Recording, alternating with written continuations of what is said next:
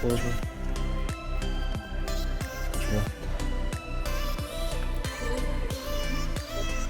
Еще раз всем привет. В общем, у меня потребление получилось очень много из-за того, что я машину не глушу в течение 2 часов, 3 часов. То есть я выехал, сейчас минус 45, выехал в обед, да, покататься, проехал 20 километров. И почему так мало? Потому что я в это время, то есть доехал там до оптовочки, закупился, все это время у меня машина целый час стоит, грубо говоря, печку не выключается.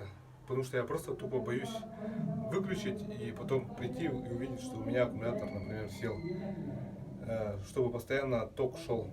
Хотя мне говорят, можешь спокойно выключить и пойти там, по своим делам, там 8 часов, и у тебя ничего не изменится, не остынет батарея. Вот. Я, наверное, попробую это сделать, но в минус 45-50 я как-то опасаюсь. Так что мой пробег ежедневный, да, получается 20 километров. Для меня это вот так. То есть я оставил машину, а у меня машина стоит на подогреве всегда. В плане печки. Потребление печки у меня примерно 1,5 киловатта в час. То есть это много, по идее. Но по-другому я пока опасаюсь, потому что в первый раз все делаю. Вот. Все. Привет, сегодня у нас 16 января. Машина у меня стоит на улице постоянно, получается. И вот у нас такая вот изморозь на стекле. Ну, вот та штука так и не оттаяла. Ну да ладно. Туман у нас 42 или 45 градусов, но холодно, в общем. В машине сейчас более-менее, но не жара, как говорят. Может, это именно у меня что-то не так.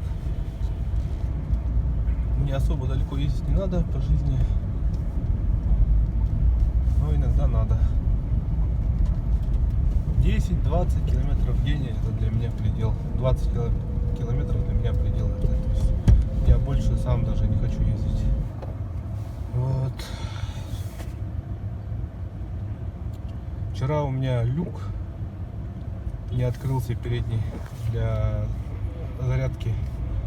Пришлось звать товарища, чтобы он понажимал изнутри из салона кнопочку.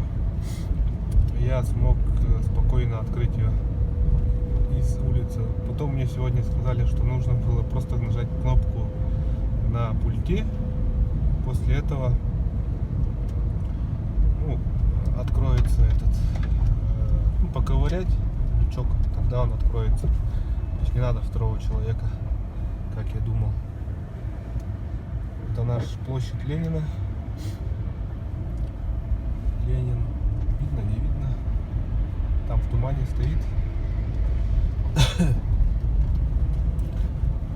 Не, ну все равно холодно. Я вот не знаю, как объяснить. Ну не жара, не жара. Возможно, это у меня какие-то проблемы с машиной. Что я думаю, скорее всего, так оно есть. Потому что фен должен жарить конкретно. А он как будто бы наполовинку совсем там работает. Или с улицы подсос идет.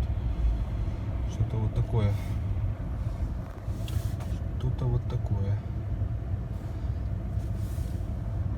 Еще что интересного. Проехал, получается, 1,6 километра. 53 показывает. Но я думаю, это из-за холодов. Еще раз повторяюсь. Мне достаточно 20 километров в день. То есть это мой максимум по жизни. То есть эта машина, смотри, все больше и больше, по-моему. Ага, автобус меня пропустит, нет? Пропустит. Хорошо.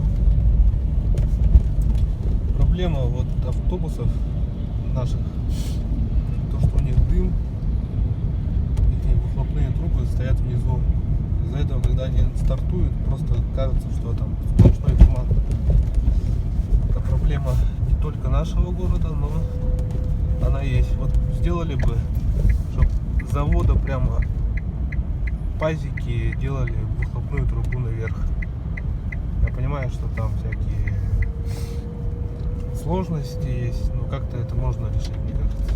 Или когда он отъезжает, это вообще просто страшно ехать. Такие штуки. Еще бы в IT-парке нам сделали парковочки, чтобы мы сюда приезжали, заряжались. Было бы просто идеально. Есть у нас еще в городе такие портативные гаражи.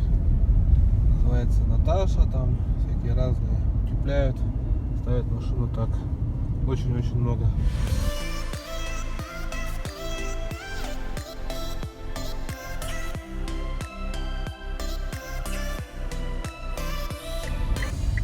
Думаю, что идет какой-то подсос холода, может быть. Я просто не смотрел уже, как у других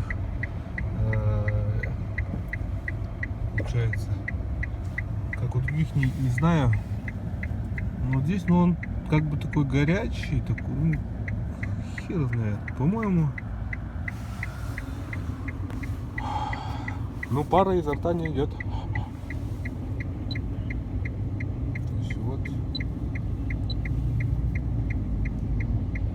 Больше, чем у вас показывает 1,5 киловатта больше.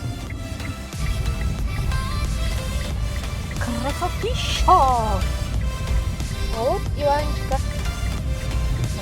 Рулит.